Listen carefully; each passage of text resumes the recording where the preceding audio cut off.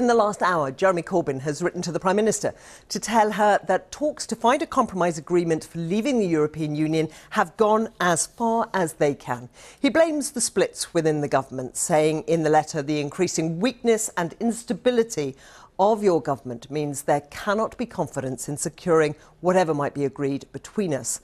As I said when we met on Tuesday evening, there's been growing concern both in the shadow cabinet and Parliamentary Labour Party about the government's ability to deliver on any compromise agreement.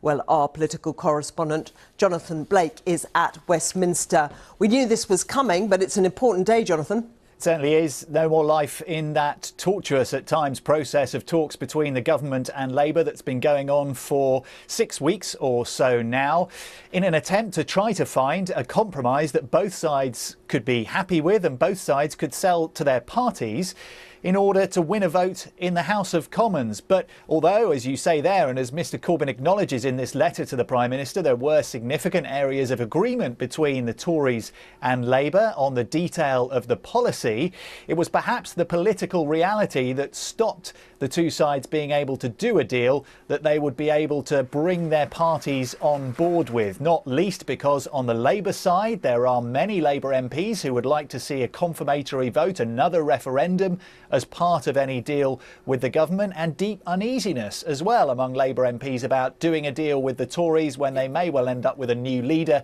in just a few months' time who could rip the whole thing up and start again.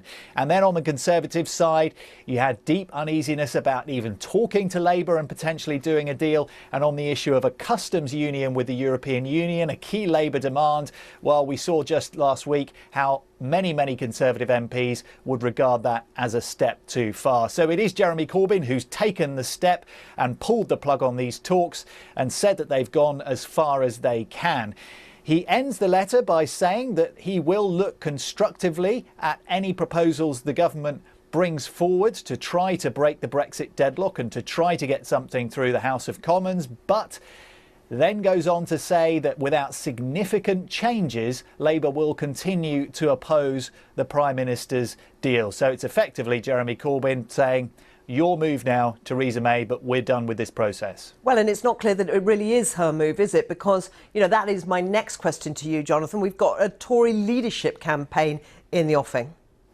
Yes, it's been underway unofficially for weeks now, with Theresa May's position increasingly precarious in Downing Street. But with her confirmation yesterday that after Parliament will get another vote on her Brexit deal in the first full week of June, she will then set a timetable for her departure, which if she loses that vote, I think we can expect to kick in pretty much immediately. But runners and riders now throwing their hat into the ring thick and fast and jostling for position to win not only the admiration and support and votes of Conservative MPs in the first instance, but then the wider grassroots Tory membership across the UK who will select the final winner.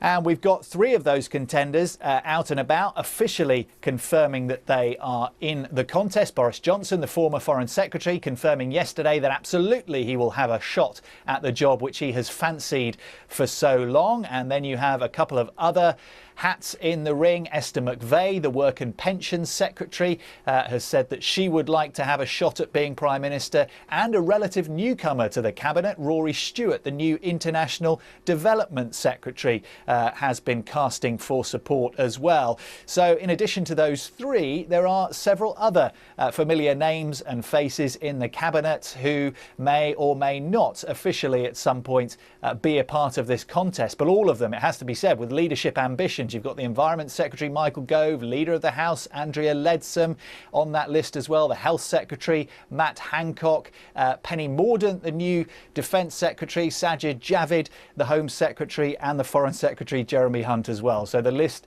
goes on, and it's a very long one at this stage, but over the next few weeks and months it will be whittled down to two by Conservative MPs, and then, as I say, the wider Tory membership across the UK will select their new leader, and with that, the country's new Prime Minister.